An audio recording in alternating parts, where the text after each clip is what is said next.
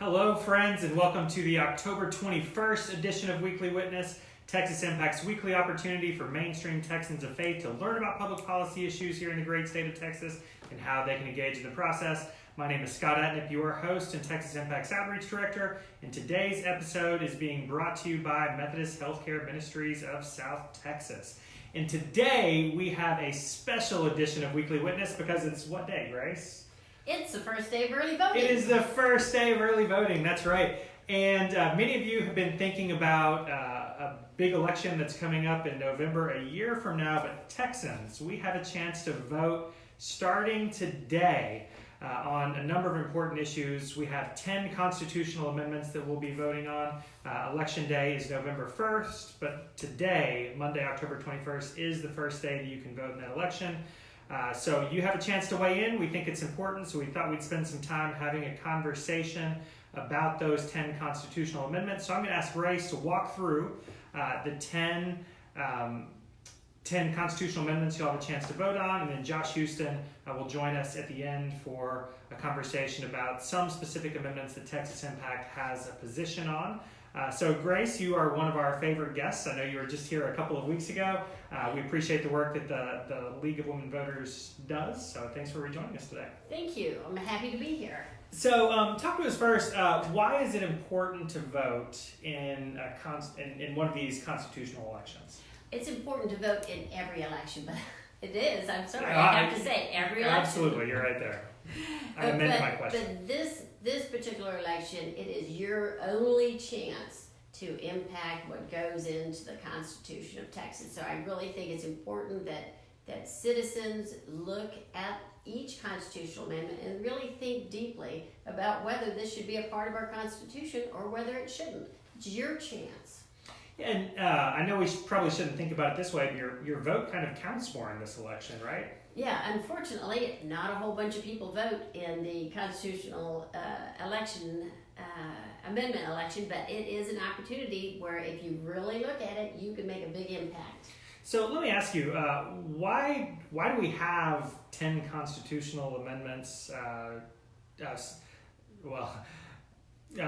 Why are we having this election, I guess is one question. Every legislative session, the legislators choose what amendments are going to be asked to vote on by the voters of Texas. And so they chose these 10 proposed constitutional amendments. Why did they choose them? There must have been some reason. We didn't take a stand for or against any of them, and so I just think it's really interesting. What is your legislature thinking about? Why do they think this is important to be on the Constitution? Yeah, and so let's talk some about what people are going to be voting on. As you mentioned, there are 10 constitutional amendments, and we'll go through them one at a time. So Proposition 1, what are we looking at there? Proposition 1 impacts municipal judges, and these are judges who are your local judges, and it allows them to help out in other judgeships close by that if they go on vacation or if there's not one available, they're able to help out. We have our pros and cons on here to give you more specific detail, but it really has to do with your local city municipal judges. Yeah, and so if you're following along, watching Facebook Live, or if you would like to follow along while you're listening to the podcast, you can go to the League of Women Voters of Texas page to find all of these, right? lwvtexas.org. All right, so keep continuing on. Proposition 2, what's that about? Let me get to it. Hold on. Proposition 2 has to do with funding water projects in low-income areas. So it's a really interesting way for people to try to use a different way of funding those water projects in low-income areas. So you've got to read the pros and cons for it. We didn't take a stand on any of them, so really going to it and reading the pros and cons is going to be the best thing. But it creates funding for these water infrastructure in your communities. Right. If you want more information on that one, we did a podcast last week from the state capitol with Representative Mary Gonzalez, who talked about that, and that's one that Josh will also be talking about here in a few minutes. But moving on to Proposition 3. Proposition 3 is tax relief for disaster areas, and it's another one that provides money if for areas that are declared a disaster by the governor. And there's different ways that it's providing this money, and it's another way to get money into those communities that are impacted by a disaster. I think think about what happened in Dallas just yesterday with the tornadoes. You don't know when your community, any community, can be hit by a disaster, and it's really hard to prepare for that. So this allows another funding source. Yeah. So while you're moving on to the next one, while you were saying that, I thought that we probably should have mentioned up top that our thoughts are certainly with all the folks in North Texas and the Dallas area. I haven't seen much news coverage on it, but my social media was blowing up last night, so our thoughts are with all of you during the path of that storm. Proposition 4. Oh. Proposition 4. Oh, let's see. It's the income tax. Oh, it's the income tax one. Well, my computer's having a hard time getting to it, but what it basically does is it just increases the difficulty in creating a personal income tax in Texas. So if you vote for this, you would be voting for increasing the difficulty of creating an income tax in Texas. And if you vote against it, you would be continuing on allowing the option for an income tax for future Texans if you needed it. Okay, and I know there has certainly been a lot of positions for and against that, at least on my social media page. Moving on to Proposition 5 relating to sporting goods and the Texas Parks and Wildlife Department. What's interesting with this one is because I remember voting on this before as a constitutional amendment. So what this is closing a loophole to allow what we voted on before, which was allowing sporting goods taxes to actually support Texas state parks. So what a deal. We've already voted on it. We're voting on it again and closing that loophole because we know if we give the legislature a loophole, they will use it. All right. Moving on to Proposition 6 related to funding for cancer prevention. What this does is it continues on money that is funded to the Cancer Prevention and Research Institute of Texas that does cancer research, surprise, and it continues the funding from the Texas legislature. So there's nice arguments for and against it, but that's what it's basically doing. All right, so continuing on, Proposition 7 related to the Available School Fund. Just a minute. All right. Well, okay. So this one's a little interesting. It says it's increasing distributions of money to the Available School Fund, but it's also moving the funds around. You really kind of have to read more about it. It would be hard to discuss in a short conversation. So I would really look into Proposition 7 more on the website. Okay. Well, we will certainly do that. Proposition 8 relating to flood infrastructure fund. Another fantastic opportunity for people to vote for or against whether to provide funding for communities that have a disaster like a flood disaster. And so it just allows money to be to fund those things in your communities. And you never know if it's going to happen to your community and some other community. Right. There seems to be a theme. I guess we can talk to Josh about this later, but Yes. Hurricane Harvey was obviously on people's mind this legislative session. Right. And what can happen in one community may not happen in another community, but still, we're all Texans. Yes. We're all Texans. Yes. So Proposition 9 relating to property taxes on precious metals. This particular proposition is really about giving a special property tax relief to a certain group of precious metal depositories. And I don't know how this got on there, but it is there, and so you guys have to make a decision. They get to have this special tax exemption with this Prop 9 for gold depository folks. All I'm right. sorry I can't talk much more about it. That's I'm trying not to be pro or con, just give you the information. Yeah, that's important. There are a lot of sources out there, including Texas Impact's website on a lot of these, texasimpact.org. We have a position on several, but appreciate you just giving us an overview. And this is one that you teased the last time we were together and talked about service animals for law enforcement. So talk us through Proposition 10. Basically, service animals for law enforcement officials are considered property of the county or property of government. And so any property is not allowed to be given away.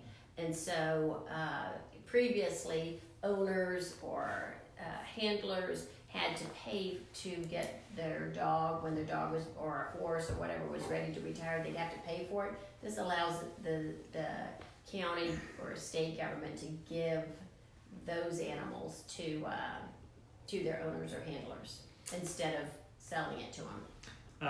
It's one of my faves. I was going to say, I'm going to look forward to going to look at your website to hear the argument against. The argument, you don't want to hear my argument against? Sure. Because I had such fun writing these arguments. Yeah. The argument against was, it's unfortunate that such common sense action would require a constitutional amendment.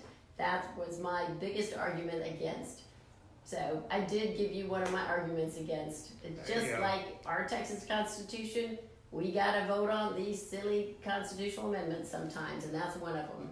I like dogs. But it's very important for the dogs and for the handlers. Yeah, absolutely. So that's a good overview of the 10. I appreciate that. And remind me again where we can go to get more information? You could get more information about the 10 proposed constitutional election amendments at lwvtexas.org, where you could find an explanation and pros and cons and a short video a really short video on each amendment. And also, if you go to vote411.org, vote411.org, it will show more of your local election information. Yeah, because there are a lot of important, depending on your community, right? City council races or school board races. I know we have some coming up where I live. So a lot of important elections coming up in November. You're one of my favorite cheerleaders for voting. So I'm going to give you one more chance. Why should people be engaged this election season? This is important to practice voting at every election, and not just you, because I know you guys are consistent voters. I rely on you guys to vote in every election, but what we need to do is reach out to the voters who aren't used to voting, the young voters, the new voters, the voters who haven't voted in elections, and get them to practice in this election to make sure they understand how the process works. Everybody can find out where to go vote by going to their county website. So you go to your county website, you should be able to find out what's on your ballot and where to vote. So I know everybody's from all over Texas, and there's 254 counties. Go to your website. It's the law. The law actually changed, and now each county website has to provide that information. You let me know if they're not. All right. Anything else you would like to shamelessly plug today? Saturday was our 100th anniversary. We celebrated at the St. Anthony Hotel, the same hotel where the League of Women Voters had their very first meeting 100 years ago. We had our meeting this past Saturday, and it was very exciting. Well, happy birthday. That is exciting. Thank you. And we want to continue to share that excitement, so I am trusting that each and every one of you will be voting starting today. But more than that, we hope that you'll engage your congregations, engage your networks.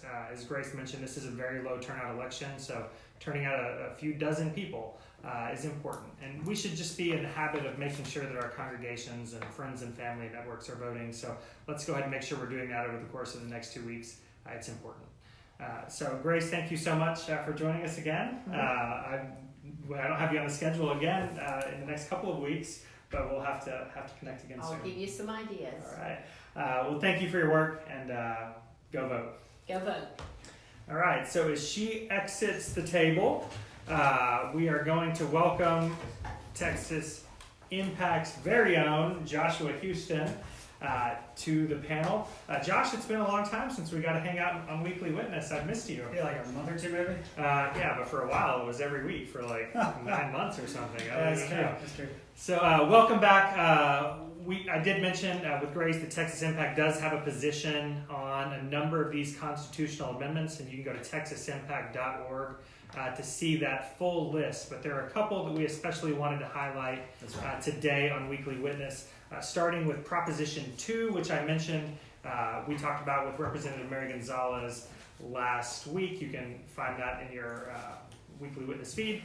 So what's Proposition 2, and why are we supporting that? Yeah, that one has to do with getting water to where you want it and keeping it out of places where you don't want it, which is kind of a theme for a lot of these here. In addition, it's not exactly a Hurricane Harvey, it's more of an infrastructure type thing, but they are certainly intimately related. This has to do with a lot of low-income neighborhoods in rural areas, especially where it is hard to get, where there's not a big municipality that can help, get those water and sewer lines out to places.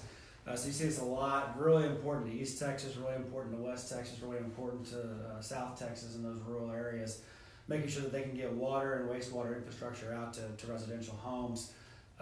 This is probably the one I'm most worried about. That's why we had a special Weekly Witness on it last week with Representative Gonzalez. It's certainly the one of the 4 priorities that I hope if you're at a cocktail party, if you're at just a party, someone asks you, hey, what do you know about that? Because people on Weekly Witness tend to be much more active and engaged in their communities, so they tend to be influencers. Make sure that you're using your influence to talk about Prop 2 and supporting Prop 2, making sure that we get water and wastewater out to low-income communities because 1, they need it, 2, there's public health reasons that you very much want that, and 3, there's economic development reasons as well, and that this is really important. The thing I would say is that it's a bond, not an expenditure. That's the way we finance most of these infrastructure projects, because it is a very safe investment, because you have a group of people who will be paying those fees, so it's able to pay off that state debt in a much more timely way, whereas an infrastructure project is kind of limited to the 2-year biennium. Right. So we do have about 15 minutes of content on that from last week. Make sure to check that out. We'll have a conversation later about why you chose a cocktail party in terms of where people would be in a Sunday school class. Well, we'll talk about that. I'm just kidding. So next one up on the list for today, Proposition 3. Okay, yeah, we can talk about 3 next if you want. That one is a Harvey one. Straight up comes directly to Harvey. Of course, when a big disaster hits, whether it be a hurricane or a tornado or a drought, whatever it might be, often you have real damage to property. And of course, one of the major pillars of our finance system is the property tax at the state and the local levels. And so when you have something like Harvey hit, so this would only apply when the governor comes in and declares a region or a county a disaster area. And this is a way that helps both the property owner, obviously, and probably most importantly, but also the appraisal district, because it is a real logistical nightmare to try to get out and reappraise all these districts timely when what you're really trying to do is recover from the disaster in the first place. So it's a way. There are various options. I won't go through them all. You can read them online if you want. But the gist of it is it allows it provides a process to make sure that people are being fairly taxed and not unfairly taxed on what their property is currently worth and not what it was worth before the disaster.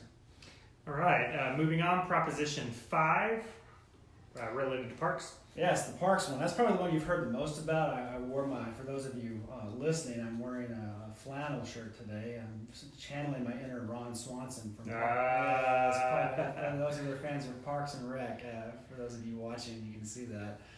But this is the constitutional amendment about making sure that parks are properly funded. It is just super tempting for legislators to divert this money away from our parks into some other priority.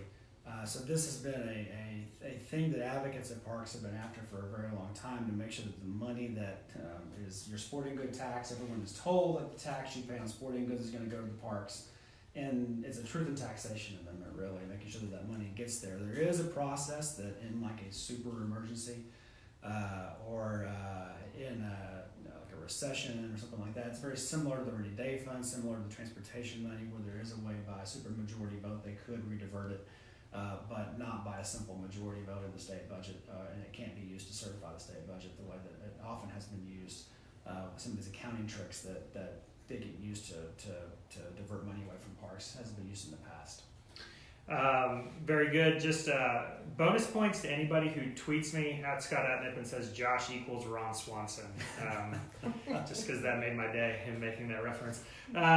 Proposition 8 relating to a flood infrastructure fund. Yeah, so this is a big one. This is probably another one of those that is just, it came out of Hurricane Harvey. Again, making sure that we have water where you want it and not where you don't want it. This is about creating infrastructure projects and funding infrastructure projects that will divert, that obviously help control and channel water. So you can think about a lot of the flooding that happened in Houston. This is money to try to improve our drainage and improve our various ways of controlling water so that you keep water out of the places where you really don't want it. So Josh, we're a couple hours into early voting. Have you voted yet? I have not. I have not voted yet. But you're going to, right? I'm going to. You commit to do that to me? Yeah. Okay. So I just asked Josh if he would vote, and he committed to do so. Josh, what are we challenging our folks to do? Yeah, make sure you take at least 5 people to the polls. This is or at least talk to somebody about it for sure, because this is going to be a very low turnout election. Most of the time, constitutional amendments pass, which makes it all the more noteworthy when they don't. Which is what worries me about Prop 2. If you have if you have a constitutional amendment you really care about and one of them goes down, it sends a very bad signal to the legislators. Most of these, so you remember on Weekly Witness, we didn't talk a lot about these, right? Mm-hmm. That's because in order to pass a constitutional amendment, you need a super majority. You need 100 in the House, 21 in the Senate. That's a big super majority, not just a majority vote, but a super majority. Generally, these went through the legislature uncontroversial. So it is very surprising and sends a very bad message to legislators when one of these goes down about public support or public concern about these issue areas. And so the one we're probably most worried about is making sure that low-income people have, that there's a funding mechanism to assist local communities who struggle with the upfront cost for water and wastewater, making sure that one passes, because if it went down, it would send a very bad signal for not just Colonias, but East Texas and West Texas rural communities, and being able to get water for those communities. Yes, you did mention the supermajority that it requires, and on Prop 2, I remember from our conversation with Representative Gonzalez last week, that passed 114 to 27 mm-hmm. in the House and 22 to 8 in the Senate. So bipartisan support. Oh, absolutely. Yeah. No, I mean, again, let's remember East Texas, West Texas. I think it's easy to think of this as a Colonia issue, and it certainly is, but that would be oversimplistic to think about that there's a lot of rural communities in East Texas, a lot of rural communities in West Texas that very much would have historically relied on this program, and the program's funds have been used and are already spent out, not spent, but I mean, they've already been awarded and are in performance and being repaid as bonds do. So this is an issuance of new bonds to do new projects and to do improvements on existing projects as well. And this is a super important authorization that needs to happen to make sure that program continues to go to there. I can't remember the exact number, but there are more awarded projects that are awaiting funding than even this $200 million will be able to pay for. Yeah. On the way that they administer these bonds. So anything else you hope congregations will do? Any other challenge you want to send them forth with today, Josh? I had not thought about it until just now, so no. How about that? I'll take that one on. Yeah. So again, I mean, I said at the end of Grace, we are relying on you to get this information into the hands of your congregations. You have a couple different resources. We mentioned the League of Women Voters guide that's out there with for and against for each one of these propositions. We also have the Texas Impact Guide, texasimpact.org, that talks about propositions that we either support or oppose. So anything you want to say before closing out today? No, that's good. All right. Well, thanks for being here. Grace, thank you for your time today. And that does it for this week. I hope you enjoyed the conversation, but more, I hope you'll take this content and share it with your friends and networks. We've got some important work to do over the course of the next few weeks. We will see you again next week for another conversation. Until then, please remember to rate, review, and subscribe to the podcast by searching for Texas Impact Weekly Witness. Share the Facebook Live and YouTube with your friends, family, and networks. And remember that if you have made it this far in the conversation, you obviously appreciate the work of Texas Impact and the Weekly Witness community. So please make sure that you are a member by going to texasimpact.org/join. Thanks a lot, friends. We'll look forward to being with you again next week. Until then, let's get to work.